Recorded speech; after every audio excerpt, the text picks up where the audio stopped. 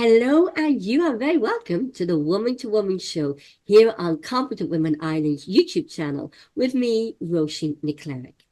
Many of us go through at least two career changes in our professional lives. Now, I notice younger women are changing their careers at least twice before they're 30. To discuss this topic of career change, Mary Curran joins us again. Mary is one of Ireland's leading experts in career change. A little catch up for any new viewers to the channel. Mary Curran is one of Ireland's most esteemed, experienced international life executive and leadership coaches, coach, mentor, trainer, and supervisors. Mary has worked full-time in coaching profession since she qualified with the Life and Business Coaching Association of Ireland and Coach Villa in Nevada in the USA in 2001. Mary has an advanced diploma in supervision from the University of Middlesex, enabling Mary to supervise trainers, executive coaches, and directors. Mary's background is in public relations and marketing in the ESB.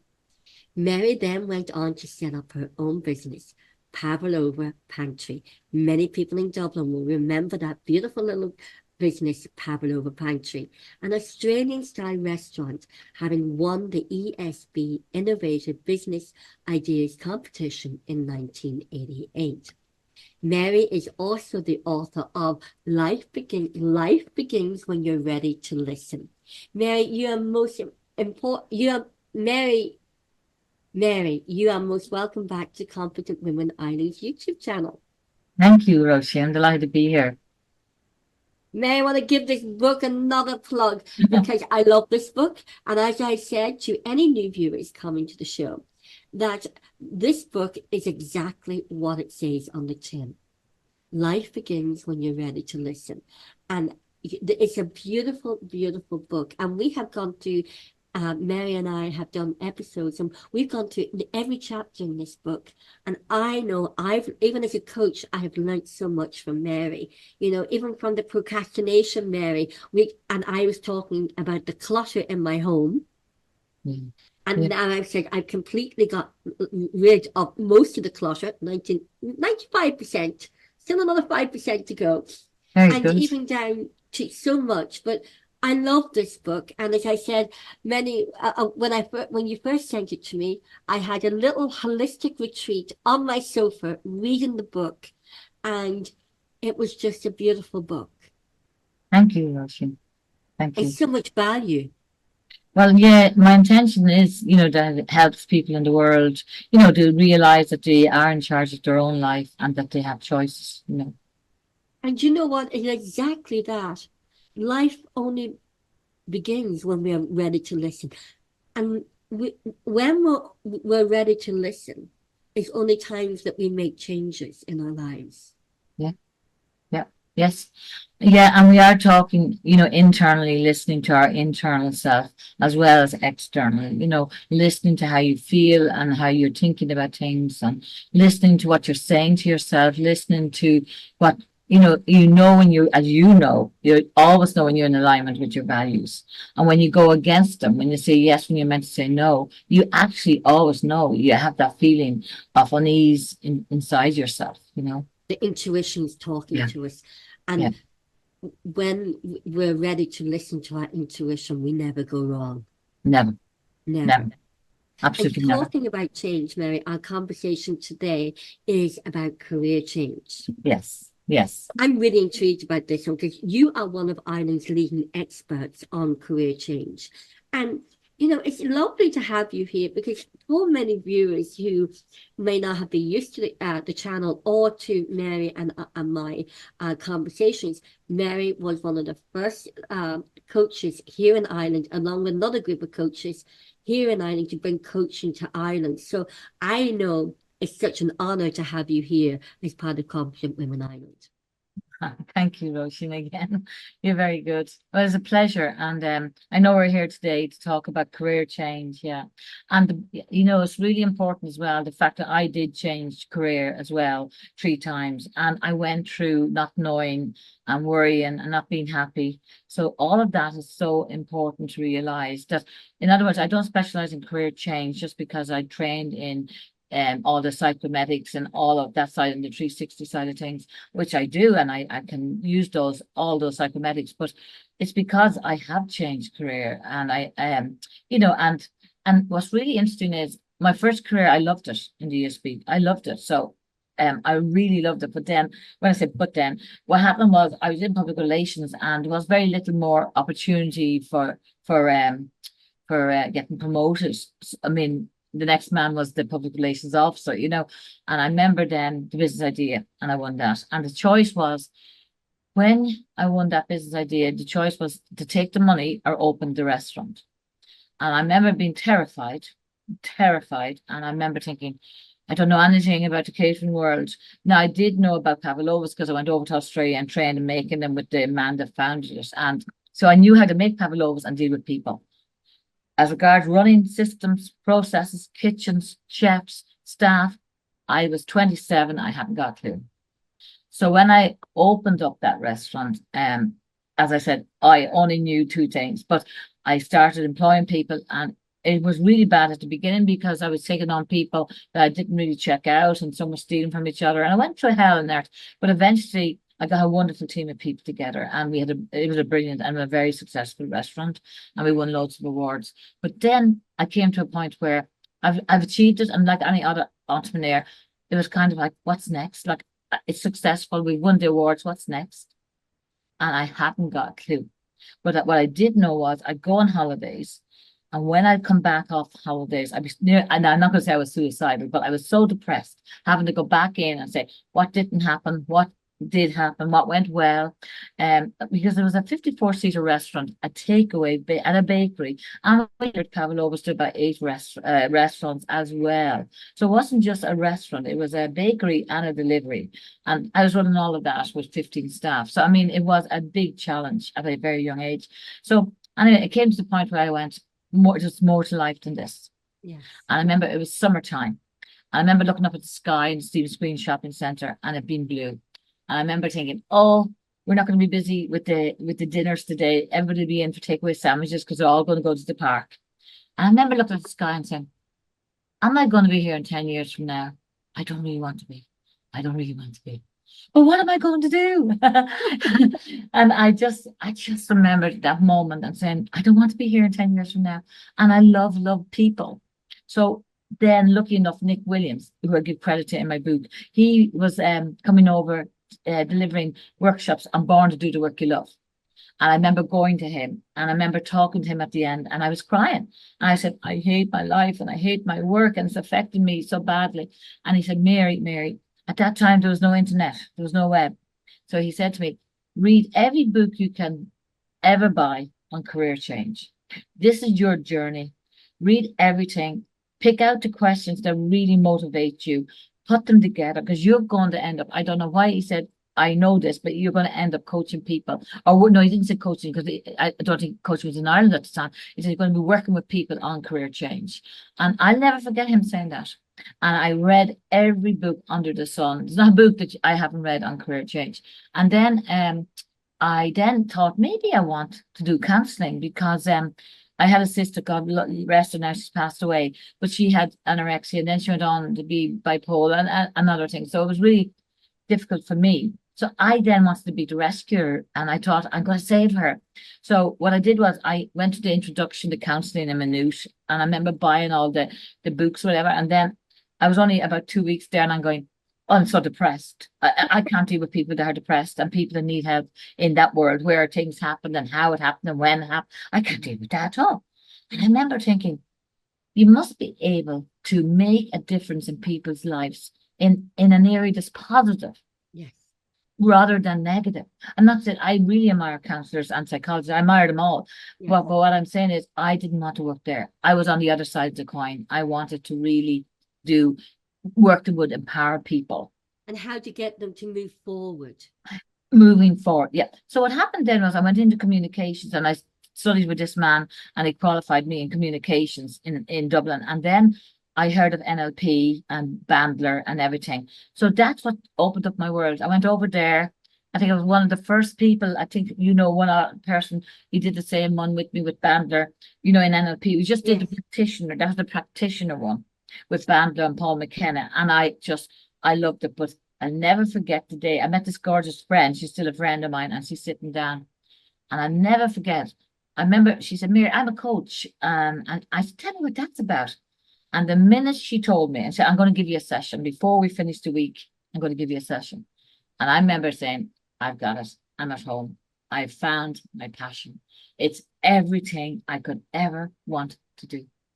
And from there, I went after doing my NLP to America and trained over there. Came back then and did the first course in Ireland, and then opened with the other 12 people to LBCAI. And then after that, we looked for accreditation to accredit people in coaching, and that's where it all started. But that journey was not easy. It was sometimes so confusing. Also, I only had enough money when I opened my Centre for Professional and Personal Development. I had enough money for 1 month's rent in the place I took. And out of that came me discovering, putting together, find the career you love from within. I put that course together and wasn't, this is amazing story now, because I'm not telling a word of a lie. I always admired Jerry Ryan because he used, the way he always, I love what I do and all of that. And he came into my life twice. Really? Once was in the restaurant business. One day he was interviewing this lady, and she was saying he asked her what dessert was she making because it was her husband's birthday. And she goes, well, I'm going to make a pavlova, but every time I make it, it falls flat. It always goes flat. And he said, oh, I just love pavlova. My lovely girl, the manageress, Audrey, was coming out to the front of the counter with a pavlova, all decorated to go on display. And I said, Audrey, put that in a box. I said, I'm going to call a taxi and we're going to RTE to give Jerry Ryan that pavlova. And she went, what? And I did. I went and went there, went into RTE, and I just said, this is on compliments of Centre for Professional and Personal Development. And they go, hold on now, hold on. So they rang down and she puts the phone down. She goes, Jerry wants to tour you there.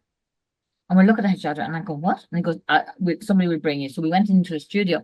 And then when we got in, he said to Audrey, he said, you cut a slice of that and Mary, you put on your earphones. And he started there and then interviewing me. And interviewed me about the pavlova. Then he started eating it. And he said, oh, this is gorgeous. And he said something really funny. I can't remember. Anyway, it was brilliant. So when we got back to the restaurant, there was a queue a mile long. A mile long. Wow. Like a mile, and it lasted for weeks and weeks and weeks. So that was the first time in his life. Second time was when I was in coaching and I was running a day event in the Davenport Hotel called Change Your Thoughts, Change Your Life. Yes. And this is before Wayne Dyer's book came out. And I definitely believe I'm spiritually linked to that man, because I was doing that workshop and then his book came out about a year later, Change Your Thoughts, Change Your Life, or something similar, right? Yes. But I was running this course and there was about 60 ads. And I knew nothing until the following Monday. I get a phone call from the team of Jerry Ryan. It turned out that one of their researchers was at the talk. She had said it to Jerry Ryan, and Jerry Ryan said, what? I interviewed her before when she ran the restaurant, and you're saying she's in a new career now. Get her back in here. Get her back in here. And so he came into my life a second time. And I had just started putting together the course, Find the Career You Love. Well, I'll never forget, Roisin, because he interviewed me and he asked me to coach somebody live on air, which I did, 2 people. And as I'm walking out, he said to me, what do you charge? And I told him, and he goes, you come back to your office, you double what you're charging, because he said your phone's not going to stop. That results in, I did that, and that resulted in running Find a Career You Love 4 nights a week with 16 people a night. And then my diploma started the following year and it was full twice a year. So that was where I got such a great start to my business. It was a great start, So that's where I started from. And yeah, but the process that I designed for Find the Career You Love is a process. It's not just a few questions. You have to answer a lot of you have to answer a lot of questions, and then deeper questions to find what your passion is, what you love. And what's really important is we want to be fulfilled in life. Mm-hmm. And fulfillment is completely different to success. And people don't realize Absolutely. that. Well, you do. Yeah, you absolutely. We always say success is an external measure of happiness only. An Say that external again. success is an external measure of happiness. So you could say to me, "Oh, look at how successful I am. Look at my car out there. Look at that." And I'll always know why, because if there had been coaches around when I had the restaurant, and if I went to them and we were doing the Wheel of Life. Now, if they said to me, Mary, how successful are you in your business, in your restaurant? I would have said, oh, an 8 or 9. I'm very successful. But if they asked me a question, how happy and fulfilled are you in the work you do? I would have said 2, because I was so unhappy. So what really is powerful about coaching is that we will only want to work with you in you being very much fulfilled and happy in your life. And the way you are fulfilled and happy in your life is through the work you do and the work that makes a difference and in service to others. So a lot of people have been thrown into work. A lot of people have been just thrown into a job. Others go in and they get very much comfortable and they stay in the comfort zone. And I think I listed 4 types of clients. And then you have the other ones that hate the work but love the organization and the benefits. Then you have the other people that actually hate the work and love the organization. I said that. And then the other one is that they actually love their work, but they don't like the organization. It has changed or whatever. And then you have the people the really mostly I work with, which are the ones that are doing really well with the work. It's giving them a good lifestyle, but they have this nitty-gritty feeling inside. I'm not on my full potential. I'm not doing what I was born to do. I'm not doing, I know I'm greater than this. It's not my best self. And they're the ones I would say 95% I work with all the time. They're the ones I work with, you know. So Mary, if someone is watching this and they're going, I'm unfulfilled. I'm successful. However, I'm successful in what I do. However, I am feeling unfulfilled in my career or in my job or in what I'm doing. If they phoned you, what would be the first thing you would ask them? What is the process you would start them off with?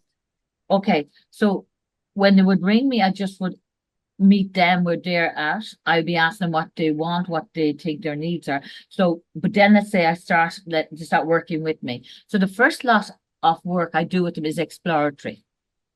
We don't look enough at our achievements. We don't recognize our own self-worth. So the first thing I would do is I have a process of a lot of questions. Some of them are in the book, but there's more. And I get them to answer all these questions. And they're all from the time they left school or college. And they answer questions about, since you left school or college, what was the first job you did? More questions like, what were your favorite subjects in college? What were your favorite? What books did you read? What books were you drawn to as a child? Because we all say between 7 and 8 years of age, we all have a very good clue what we want to do. But when you go to school, your ideas and dreams sometimes was beaten out of you. Now that was so true in the past, because I remember, you laugh when I tell you this. I remember one teacher saying to me, Mary, you ask too many questions. And you know what I say today to that teacher? She's long passed away. I go, well, that's the reason I'm the coach I am. My gift was asking questions. And I remember her saying, you ask too many questions. My mother body, and everybody used to say I was too curious. Yeah. And as you said, curious is one of the biggest gifts in coaching. Understanding and being curious, not being nosy, curious. Yeah. Isn't it funny? Isn't it? Yeah, and we get these clues, but okay, so that'll be the first process. They go back over and explore everything they've ever done. But then the deeper questions will be really, really deep, which would be if you were told you only had, let's say, 6 months to live and you're going to be healthy for those 6 months, what work would you love to do? There's other questions like on a Sunday night, when you think of the week ahead, how are you feeling towards work? Are you thinking, and I've got these examples, do you, when you think about Sunday or Monday morning, are you going, oh, here I go again, another week, I go into work, I'm like a zombie, I'm living for Fridays, never thought of my age, I'd be just living for Fridays, I go to work like a zombie, I don't get any fulfillment. Or you could be saying, I'm going into work and it's very good, but I'm not happy, I'm not fulfilled. or then others would be saying, my work is fine. And there are some people that like what they're doing, and that's great. They don't need coaching. But so then all those questions come in, and it's really them coaching. I'm coaching them about their losses, their gains, and if to do this or if to do that. And then a lot on the platform that I sit on, I do not only getting them to find what they want to do, what they want to really work at. I also then prepare them for their interviews, and I work with them on interview skills as well and all of that. Yeah. And also, would I be right in saying about when you're thinking about a career change, it's identifying self-limiting beliefs, because self-limiting beliefs could prevent us from making that crucial career change that could change our lives. Absolutely, Roisin. I mean, people have limiting beliefs, a lot of limiting beliefs around career. One would be, I'm not good enough. Another one is, I'm too old to move now. I've been in this company too long. Or it could be the opposite. It could be, oh, I better stay here because, you know, even though I don't love the job, I better stay here because I'm jumping too often. You know what I mean? Other limiting beliefs would be, I'm not qualified enough, or I'm not experienced enough. People have a huge amount of limiting beliefs around career. They have loads of limiting beliefs. And that's, as you know, in coaching, we elicit them all, and then we work with the client, rationalize them out, and then we form we reframe them into positive affirmations. Oh yeah, I don't think there's anybody I've ever worked with in career change that wouldn't have some limiting beliefs. There's not one. And the other thing is, the gremlin, though, is very, as you know, the gremlin is different to limiting beliefs. Yes. The gremlin is the little voice that's constant in your head. Yeah, and you kind of go, after why would I change work? Isn't the job I have good enough, And you know what I learned as well? There are the gremlin we always know is a little voice in our head, but you can have external gremlins. And how I found that out was when I announced in the Stephen's Green Centre to one of the shop holders that I was leaving, like I was going on a new journey when I'd made my mind up. They went, Mary, for God's sake, you're heading for 30. Are you mad? You can't be leaving. Start studying again in a new career. That was an external gremlin. And I just went, oh, yes, I'm doing that. I'm going to do it. So that's the gremlin. And then you have the imposter syndrome, which really is a mixture of the gremlin and what the gremlin says, their limiting beliefs. And then you have, am I good enough? And all of this comes up from that. So, yeah, you would have. I like that, what you said about imposter syndrome. Can you just say that again? Well, the imposter syndrome, there's I think, I'm not sure if I sent it to you. There's a test that I send people, and there's 5, and you have to identify which one you lean towards the most in the imposter syndrome. So you have the perfectionist, you have the soloist, you have the what the superwoman or superman. Then you have, there's 2 more, the expert, and then the last one. I always end up forgetting one of them. But what you do is you read them and you say, which one am I feeding? Which one do I lean towards? Because that stops you from being your potential best as well. The gremlins are part of the imposter syndrome. Well, that's the little voice. Yeah, they say the things to you. Yeah. I like that. You're the first person I've heard you say that. Oh, I definitely think it's part of the imposter syndrome. But the gremlin feeds it. It feeds it. Yeah. Yeah, that little voice in our head, And I remember thinking, the things it says to you, aren't you all right the way you are? See, the gremlin hates change, and the gremlin feeds procrastination. Feeds it. Feeds procrastination. Feeds it. I like that, Mary. Yeah. Yeah. Next time I'm procrastinating, I need to say, okay, that's the gremlin. Yes. Then I'm saying that in jest, but I'm serious. Yes, yeah. And when you have the gremlin, you tell it to go away. You give it a name and you tell it to go away. So when the gremlin says to me, oh, don't bother doing that work today, you can do it tomorrow, I just say, go away, go away. My gremlin is called Snowflake. So when Snowflake comes along, it just dissipates in front of me, But you have to call your gremlin something that means nothing to you. You can't call the gremlin a name like your boyfriend or girlfriend, because you'd be bringing up emotions. You have to be emotionally detached to the gremlin, and you just say, go away, because you can only think one thought at a time. So if you tell the gremlin to go away, you're back into being positive and continuing your work. But that brings me on nextly, where you have in your book, it's in session 3, you say, moving from negative to a positive mindset. Tell us about that. Yeah, so that would be where in session 3 now, the people will have they would have listed all their limiting beliefs. They would have started saying the positive affirmations. So they're moving from I can't to I can. They're moving from, even when they're in a job and they don't love it at all and they're working with me to change. And what happens is they start hating it more when they start working with me because they realize with the questions I'm asking them that they really hate the job. So what happens is they become resentful of the job they're doing. So I said, listen, coaching is all about transformation. So I said, you are resenting it. That's bringing your energy down every day. What you have to do is say to yourself, this is only temporary. This is only temporary. And I'm glad I have the job because it's giving me the money to look at what I want to do. And even if I have to do it, which some people do, outside of my work until I get qualified and then move into that field, at least, you know, I have something that gives me the money to live or whatever. So they move from resenting where they're at to accepting where they're at, but in charge of where they're going. So just repeat that again, from resenting to accepting. And then to moving where they want to go. Yeah. So the move, yes. So the move away from the negative, resentful world into accepting where they're at and then moving towards what they want to do, and they realize they're in charge of making that happen. Now the how is really easy. Resenting, accepting, and moving forward towards. Yeah. And the other really important thing is that when they're in that place, they sometimes then that's when more limiting beliefs will come up, you know, because fear will bring up limiting beliefs. Fear will bring it up, and then sometimes fear is a useless emotion, isn't it? Fear, yeah, it's a useless emotion. Yeah, it's unless you're in like a danger situation, the fear can there. But this is completely different. Fear, I always say, fear is a useless emotion. But if you're in danger and you need to get to safety, fear can be a warning of what could go wrong. Yeah, that is a brilliant example of the book by Gavin Becker, The Gift of Fear. Oh.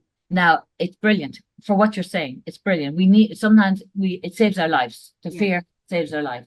But the interesting thing is, it's a book where at the beginning of it's a bit frightening, so you wouldn't want to read it when you're on your own. Like, it's amazing. But The Gift of Fear, I really thought it was excellent. Yeah, so it's there and it does protect us. But if you park that, fear is the biggest leader that stops us from moving on in career. Yes. False evidence appearing real. And it starts telling false evidence appearing real. That's what fear is. So it's the story we tell ourselves. So it could be, oh, for who'd want me? I don't have that experience. Or, oh, such a one is going for the same job and they have more, let's say, credentials than I have. I mean, I work with this all the time. Like, people are telling me, Mary, I don't have a chance here. I was working last week with this girl that was going for a second interview, and she was saying, Mary, I realize now such a one is going for it and she's more experienced. And I said, yeah, but let's look at your strengths. You see, the other thing about your unique selling point is people just list their strengths, but what makes you unique is the combination of strengths you have. People don't realize that. Like, I can say, oh, one of my strengths is determination. You know, it's one of my strengths. But the point is, one alone isn't enough. What makes me unique would be the strengths I have that you don't have. And what makes you unique is your strengths that I don't have. So what I get them to work on is looking at what they're bringing and the value and the contribution to bring into the position. And like, I have to say, I'm 99% success in interview skills. And the most difficult client, and he doesn't mind me saying so, that I ever did interview skills with was my son. He was the most difficult client. But he got the job, but he was the most difficult client. Never worked with your family. But you're talking about that. You know, my colleague Paul Brophy, we have another YouTube channel called the Irish Political Roundup. Wow. And what you've just said is we have completely different strengths. Brilliant, yeah. His strengths make up for my weaknesses. My strengths make up for the things that he's weak on. And we utilize the strengths. Yeah, yeah. And that's the best combination. Yeah, it's a brilliant combination. Yeah. So so all of that is part of the journey of, you know, career change. But yes, mindset, they really have to believe they're the right person for the position, and they need to move away from comparing themselves to others. That's the land of effect. That's not the land of control. They need to be in control, because when you compare yourself to others, you're on your way down to doubt and then to failure. You're on the pathway down. So a lot of them would be working with me. They would have doubts about their capacity to do the job. They'd have doubts about, am I the right person? Even though they know in their heart they really want the position, So a lot of them would kind of now, but the interesting thing is the people who don't have a clue what they want to do, but they know what they're doing, they hate. Yes. Yeah, And I that's love that. the hard part. Yeah, But I what love you that want part. to do, Yeah. you don't know. Yeah. But that's the part I absolutely love because confusion is the bridge to clarity. So I get through the questions that I put together, I get them to answer it, and out comes, oh my heavens, I never thought of that. And once they get the clarity, the how is so easy. It's just a strategy. The how is just a strategy. Now that we know what we know, and this is what you want to do, now let's sit down and see how you're going to do it. The how is the strategy. Yes, and that's where people get stuck. People get stuck when they come to, well, I now know what I want to do, but how? How could I do that? I couldn't possibly do that. How could I do it? And they stop there. The fear sticks them to that point and they don't move on. And therefore, that goes back to the mindset. Yeah. Because this, and people say to me, oh, she's very confident, or he's very confident.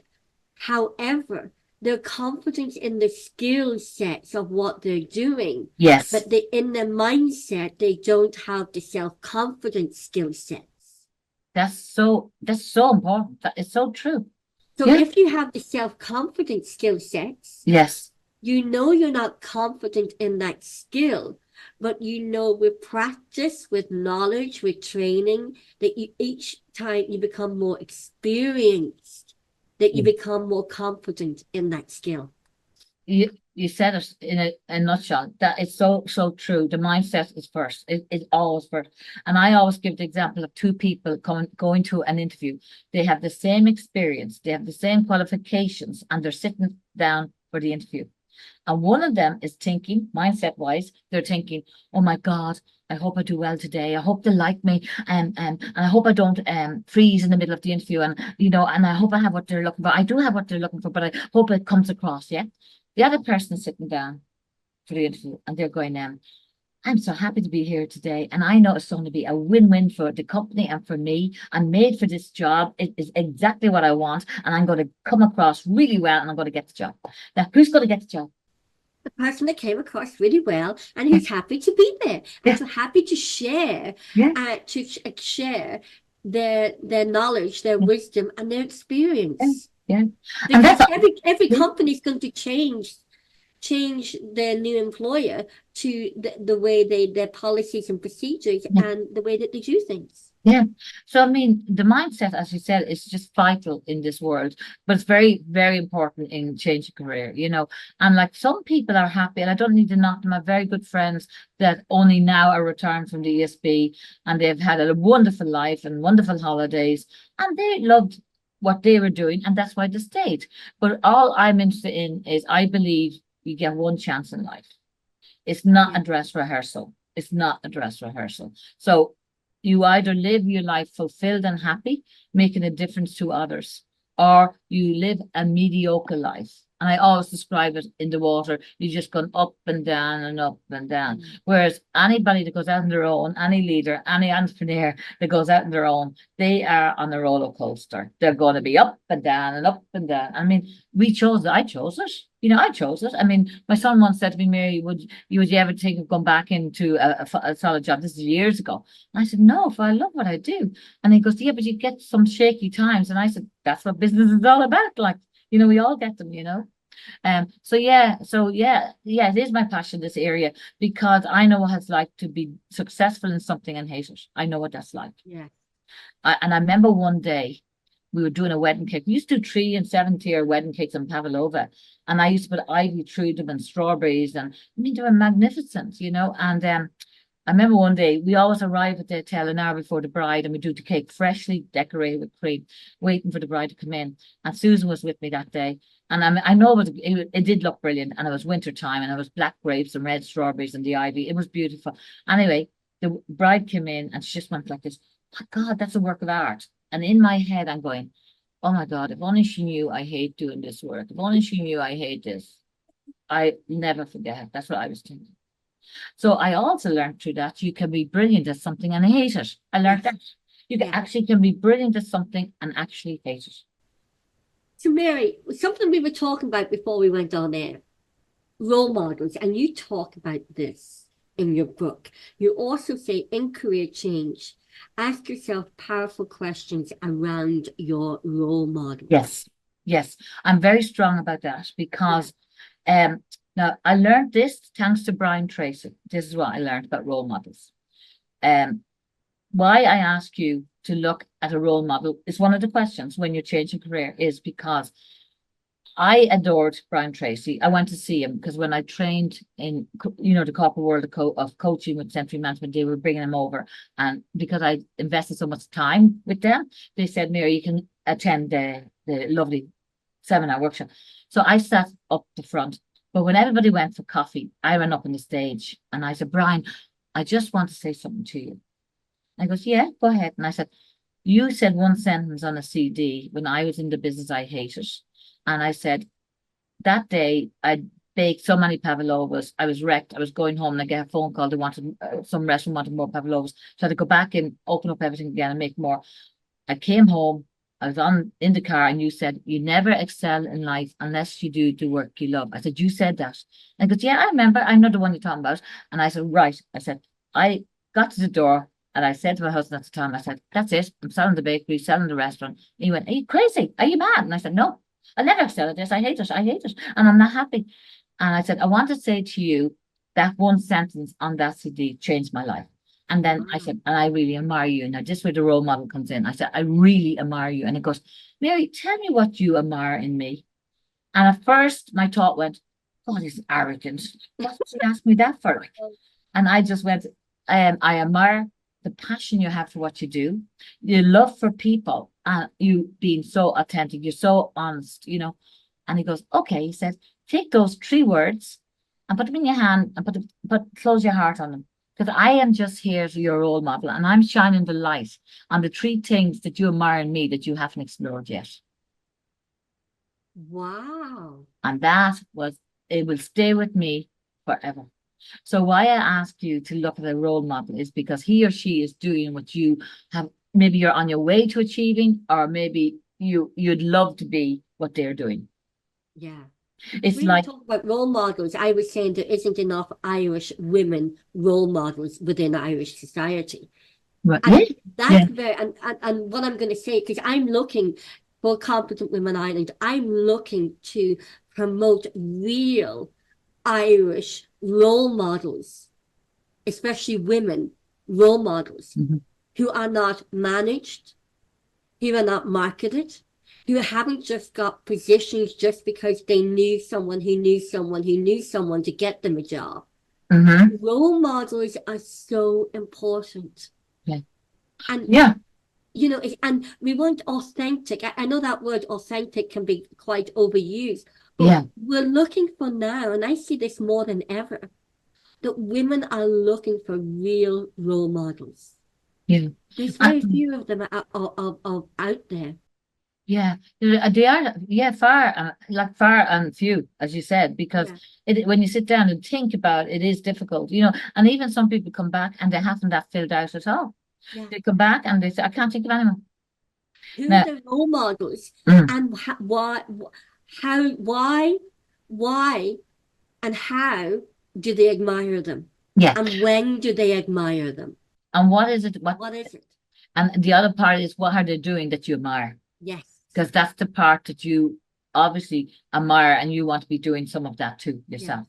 It's amazing because as you know, I'm not assuming when I say this, but remember we were training NLP as well. So the opposite of admiring and looking for a role model is perception is projection of who you are yourself. So Say that again slower. perception is a projection of who you are yourself. So if I meet someone and I don't like what they're doing, it might be a bad habit. It could be anything. They're projecting onto me what I do myself. Or it could be, tension. You meet somebody and you can't name it, but there's a bit of a tension there. And you kind of go, what is it about that person that is annoying me or getting at me? And that is perception is projection of who you are yourself. So the way out of that is, what am I going to learn about this person? It opens up curiosity without judgment. So when I would meet somebody the odd time that there might be tension or I feel a bit funny, I'd say, okay, Mary, sit for a moment and think, what is it about this person, that I need to learn, or what's this person going to teach me? Because it's amazing because we believe everybody comes into life either for you to learn from them or they to learn from you, you know. But it's the Wow, opposite. this It's is the brilliant conversation today, Mary. I swear, you never fail to impress me. You never fail for me to go out, wow. But I think it's the opposite, to the role model. The role model is the person that we admire, and then the other person is someone that's there to teach you something.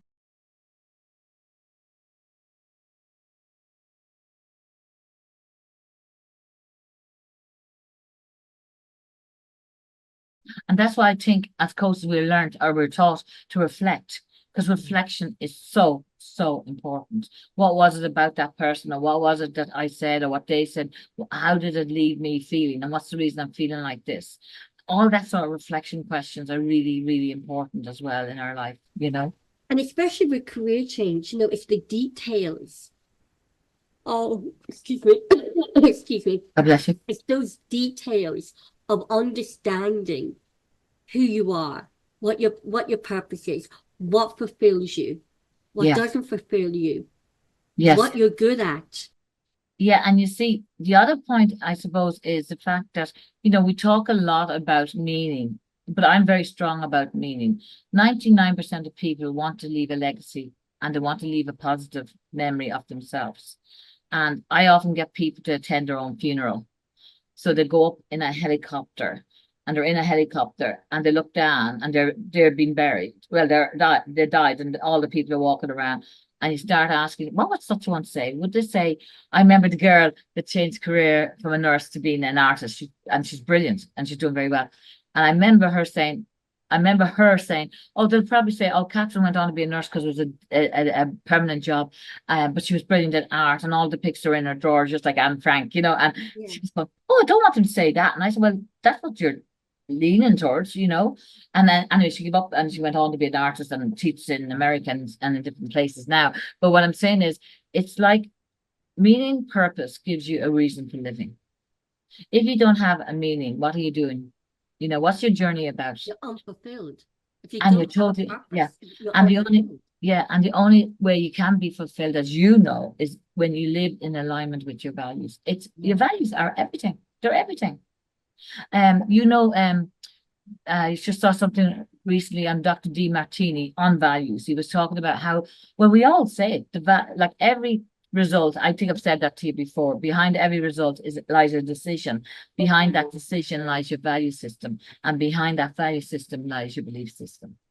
But what happens to most of us as adults is we walk around unconsciously aware of our values. Yes. So sometimes we don't take the right action because we're not in tune with our values. And I mean, the core values, I am always, all the time, I keep in front of me, the core values, so that I do feel peaceful. So I do feel I'm in harmony. That I do feel, I'm in alignment with what my purpose is in this world.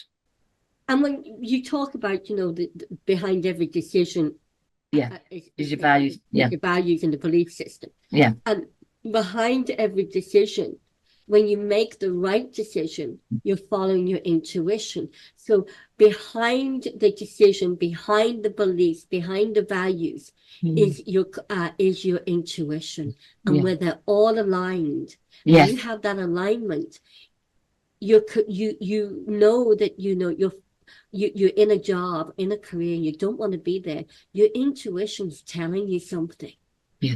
Yeah. And I know. It's funny. Not a book I was going to write, but I'm not writing now because I'm happy with the book I've written. Would have been My Intuition Saved My Life, but it's a long story, but it did. And it was intuition to save my life. It was intuition. And I know the gift of it. I know the gift. And I totally agree with you that your intuition is never wrong. And I remember that when Brian Tracy, I read all his books, don't worry about, but he also said, when I was in the restaurant business, he was saying, when you recruit people, listen to your intuition. Yes. And I made one big mistake when I didn't, and that's the mistake I made that nearly caused me to lose my life. But anyway, it doesn't matter now. But what I'm saying is your intuition is so important, but a lot of people don't respect it. They, you know, and some people just say, well, it's you know, they don't really go into intuition They really. they don't know. One thing is, I think your intuition is what we're born with. It's, to me, it's my blueprint, it's my soul, it's who I am, and it's Mhm. my light. And also my intuition is my core being, and it's my best friend, and my intuition will never let me down. Never, Yeah, as never. long as I'm ready to listen. And I always remember, and it was funny, and she's one of my best friends. She said, somebody was talking about my intuition because something had come up, and I'd said, and when it happens to me, it's 100% knowing. This is how I describe intuition in my life. It's 100% knowing. There's no doubt about it. I know this is going to happen, and that's it. So I remember this girl saying to me, how do you manage with Mary? She's always like, she's always gone off on these things where she gets an intuition and she acts on it. She goes, yeah, because I know when Mary says something, she says, I know exactly this is going to happen. It just happens. It just happens. Yeah. I wrote You know? something the other week. I haven't put anything up on Instagram for months.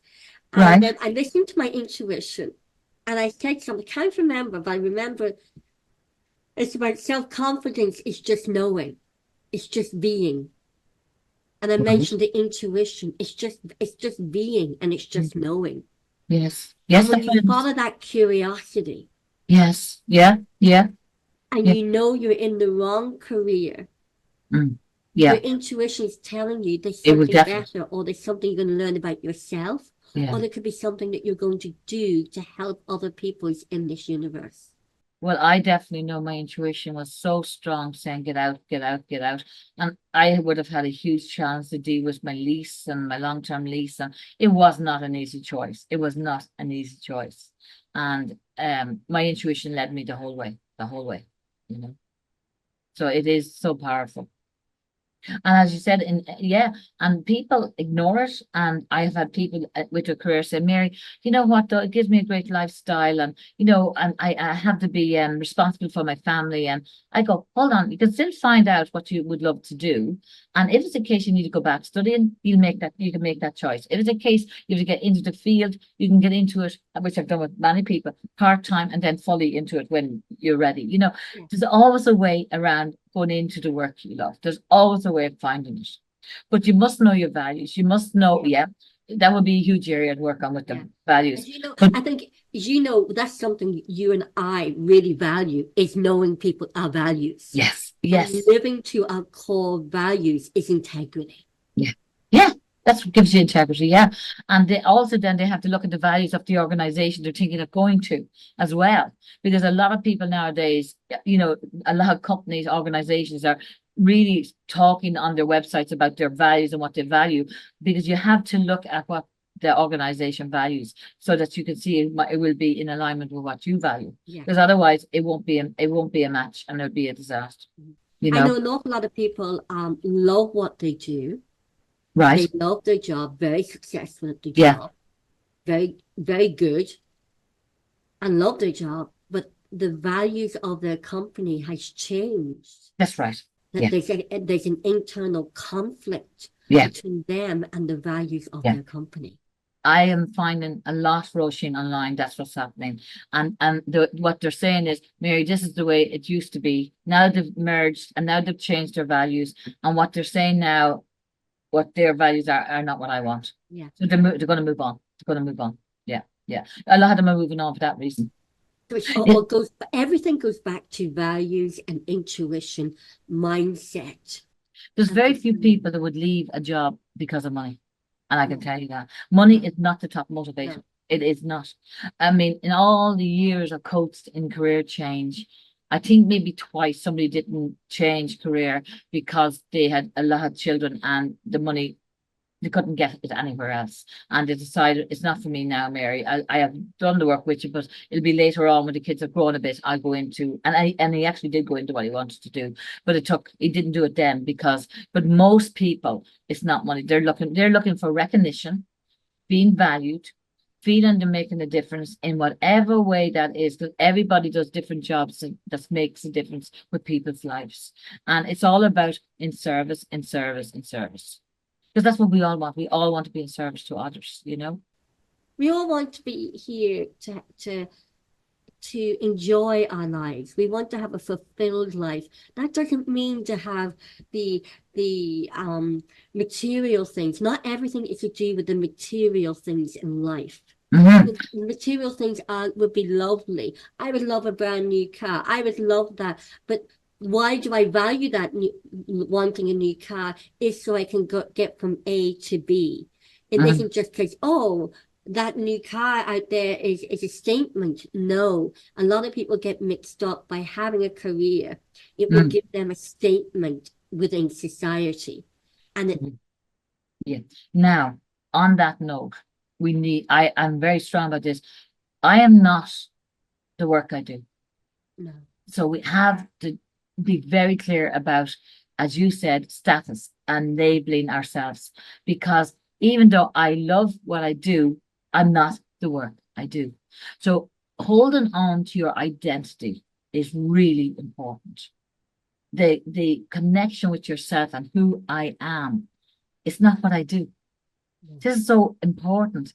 And and the other thing I was going to say to you is I absolutely know the difference of coming back from a holiday where you're nearly so depressed, with the thoughts of the work you're going to be doing, compared to, let's say, when I was away recently, for the 10 days, and I come back saying, I can't wait to get back into it. Can't wait. How many people have I got this week? I mean, what a different way to live. Like, what Yeah. a different way to live. And the other thing, you would know more about this. I don't know a lot about your chakras. I know we have 7, but I certainly know when Wayne Dyer said, when you do the work you love, all your chakras are in alignment as well in your body. And You that have an energy. aura. Your Yeah. aura is glowing. Yeah. And yeah, the aura. Yeah. And And you I have that remember frequency, that vibration and energy. is coming from you. Now, some people can see auras, Yeah, and I I know can. people that Yeah, can't. Can you see yeah, auras? yeah, Really? Well, yeah. I'll tell you, I'll never get this lady in the Mind, Body, and Spirit show. I was on my way getting out of the business, the restaurant business, and went to this lady who was reading auras, and went to her, and she said to me, "You are going to be like a phoenix out of ashes. You're going to start a new career, and you're going to absolutely love it." So then I'm about 8 years in doing coaching and loving it. I mean, the pictures in England with my friend I met that I did the NLP with, I'm waiting on her. I went to the pictures. She said, go to the pictures because she had a meeting that she couldn't get out and come back out. And I'm walking back out, and this man is following me. And I go, what's going on here?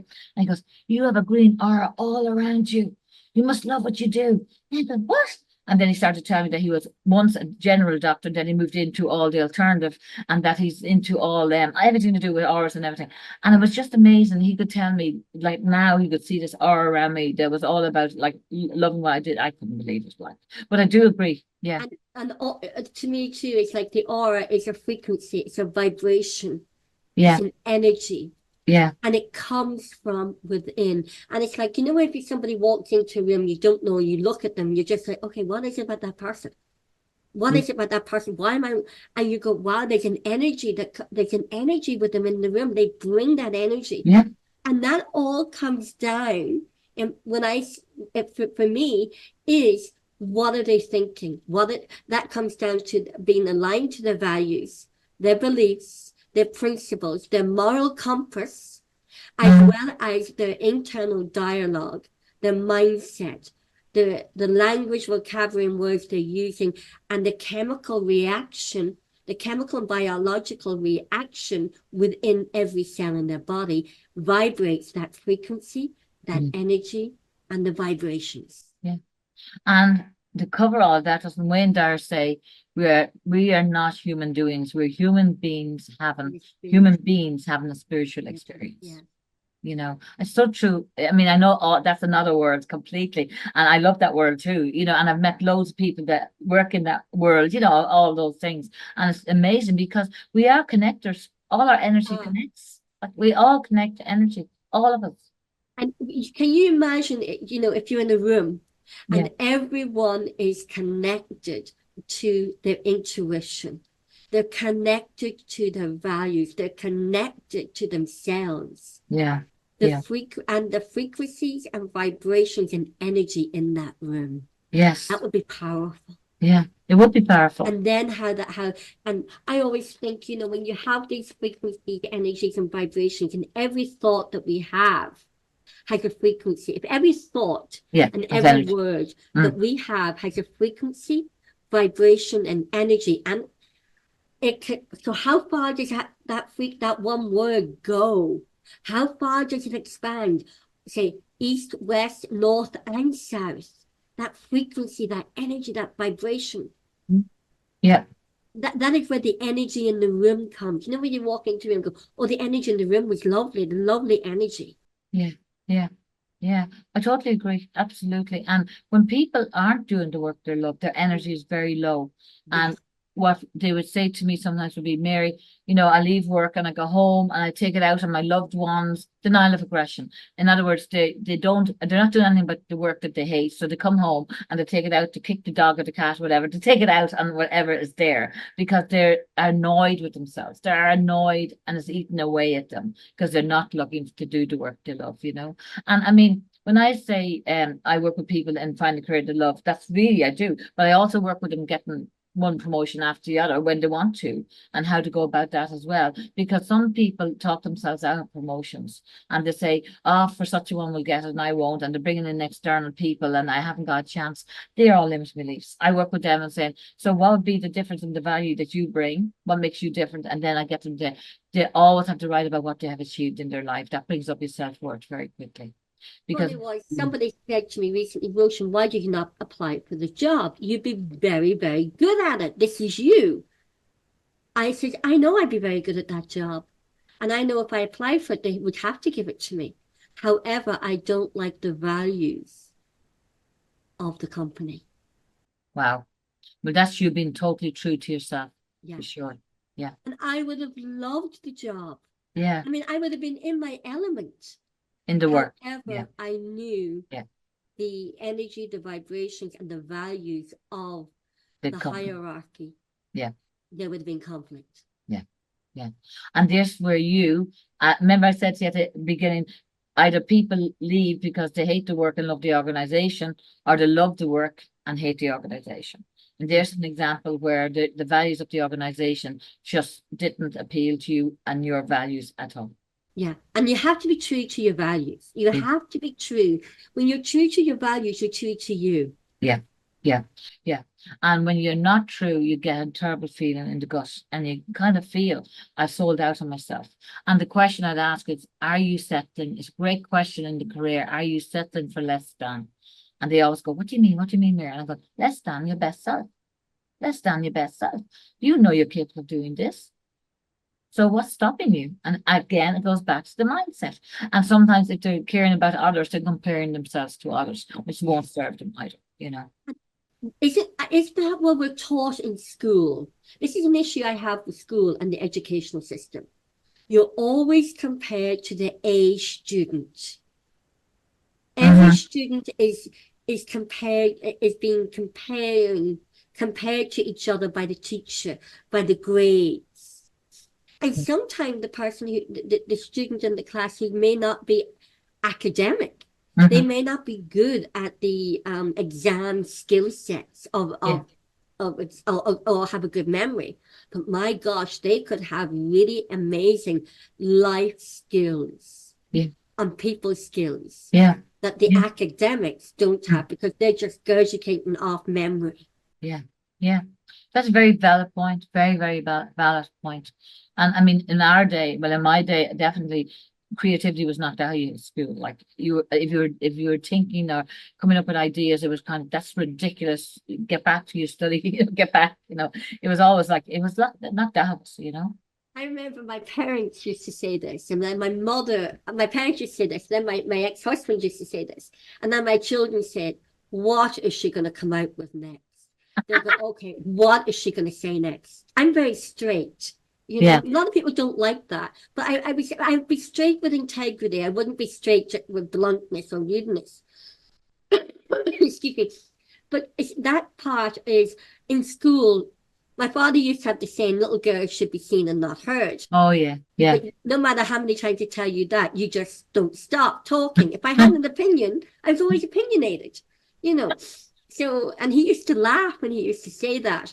But in schools, we're all in our educational system and within society, we have been taught to be seen and not heard and to compare ourselves to other people. Yeah, yeah. And it's very negative. It's very, very negative, you know? And that blocks creativity. Yeah, it does, yeah. Yeah, it does, of course. Yeah, And very much. Mary, if people would stop comparing ourselves to Yeah, other people in yeah. careers and jobs, then it would open up a brand new opportunities in life and a life of fulfillment. Absolutely. And it's this, I think it's Brian Katie that says the affirmation. A lot of people think of me as none of my business. Yeah. I think it's the best Yeah. affirmation because as she said, we're not mind readers. Well, you have the odd person that can read minds, the magicians or whatever, but we're not mind readers. So we can't be, I cannot be wondering what you're thinking because I can't read your mind. And she goes, why do we go and waste time on what they might think about when we don't even Yeah. know what they're thinking? You know? Again, I was at an event a couple of weeks ago, and one lady said, "But Roshan, you never cared what people thought of you." I said, "No." I said, "If I cared what people thought about me, I wouldn't get out of bed in the morning." But I do value other people. Oh, There's a yeah. difference in valuing somebody else's opinion, Yes. constructive opinion, than what you think of me is none of my business. There's a difference in that.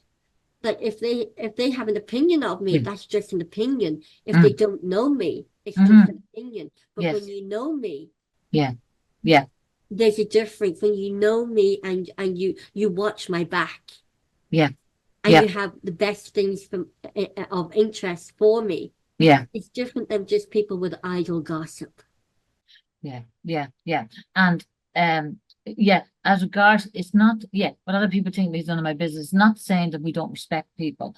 And often when I'm giving somebody that affirmation, along with that would be I honor and value my own opinion and respect Yes. the opinions of others. Because Self-respect. So and I think respect there's the where opinions of, self-respect comes. yeah, If you self-respect yourself and yeah, you're living to your values, you're living to your beliefs, you're living to your principles, and yeah, your mindset is aligned to those. The yeah, language, the vocabulary and words you use is aligned to them, and your emotions is aligned to it, your behavior is aligned to it, yeah, your actions and outcomes are all in alignment. yeah. That's self-respect. Yeah. Yes. Yes. And it's vital because as you know, we can only give what we give to ourselves first. You know, if we don't give ourselves respect, we can't give it to others. Yeah. You And in know. career change, if you think about self-respect, that goes down to your self-esteem and your Mhm. self-care. Yeah. So if you, you'll know more about this than what I would, however, because you are the expert in career change. But if you have that alignment to your values, your beliefs, and your principles, Yeah. and you're aligned to your mindset, as we just mentioned, then your emotions and behaviors, your self-esteem will help you get the actions that you need or what you need to do Yeah. to enable a really good, swift transition of a career change. Yeah. True. Because they're all linked. They're They're all, all linked. yeah, all of them are linked. Yeah. So I suppose that's the reason people come, for coaching, because some people are low in self-esteem, Yeah. in self-confidence, and especially when I'm working with one person at the moment that has been bullied in the last company, and that has a huge effect on a person's self-worth, self-confidence. The whole lot is shattered. I always say bullying is like using sandpaper on the personality. It's like, wearing away the Yeah. person's belief about themselves, etc.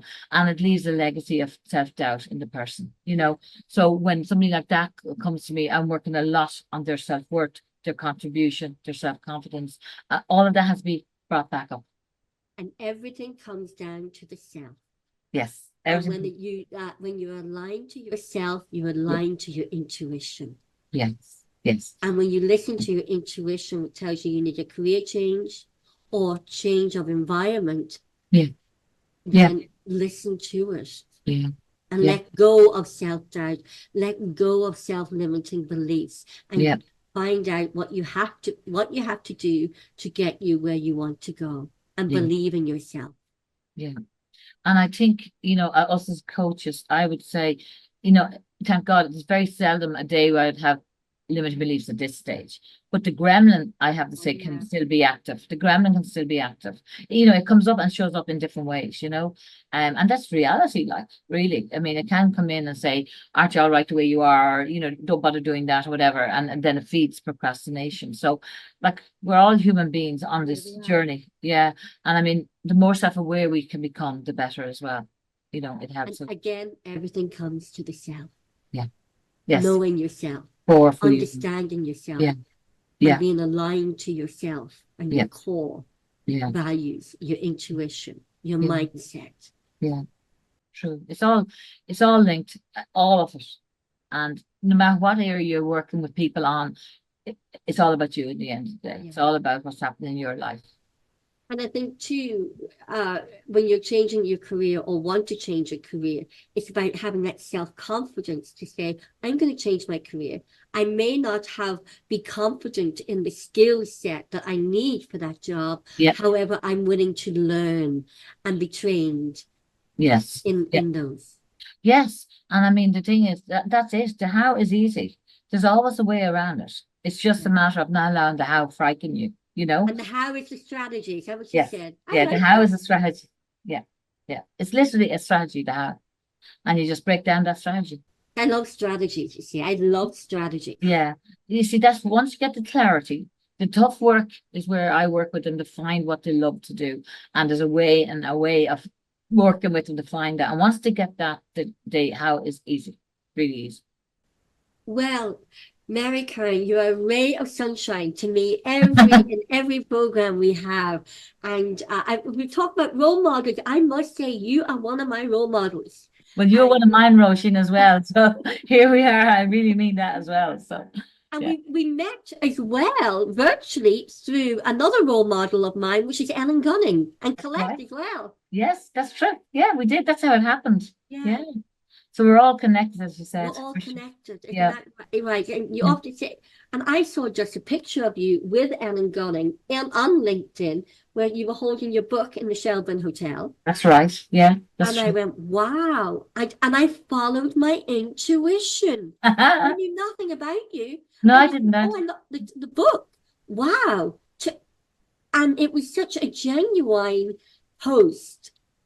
And I just followed him. And I'm not very often on LinkedIn, but I was on it and I messaged you there and then. Yes. And I worked on the action of listening to my intuition. And here we are. I know. Yeah. Yeah, I agree with you. Later. Yeah. Yeah, I couldn't believe. It's funny because when Helen put that picture up, she said, I'm just putting it up. And I go, okay. And I said, it's meant to reach whoever's meant to reach. And I did say that. I said, it's meant to reach whoever it's meant to reach. And obviously it was meant to reach you for sure.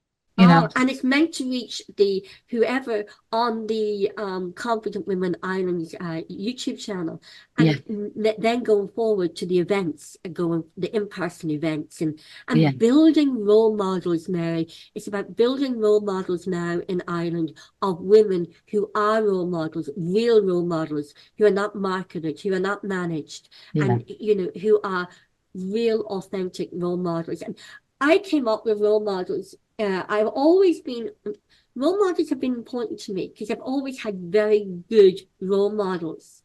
Growing up in Derry, I said my grandmother, my mother, and there was a lady that lived she was a friend of my grandmother and my mother, and she lived in the street in the Glen, and her name was Charlotte McCallion. She was like the wise woman. She was younger than my grandmother and yet older than my mother. And she was always great at crosswords. She was always she always had wise woman, right? And I even named my daughter after her, Yeah. And if I think about the role models I had, then one was another neighbor who gave me my first job. She still would be a confidant and a role model. Then I would say was my friend Vicky in Saudi Arabia. She was my role model. She's passed now. She's from Texas. She had a riding school in Saudi Arabia. And so then she went back. She came to Ireland, then she went back to America. But she was always my role model. Nice. And she was the one that used to say to me a couple of years before she died, Roisin, if you have something of value to say, people will listen. And this is what my work is about. It's about it's interviewing women who have something of value to say. Yeah. Yeah. And every time I speak to you, Mary, I get a lot of value, and I know listeners will get a lot of value, and viewers, and also anyone reading your book, Life Begins When You're Ready to Listen, get a lot of value. And I've always had a lot of people think that strong role models are strong women. Sometimes strong women know strength. They know to be gentle in their strengths and strong in their weaknesses. They know that life isn't about ranting and shouting.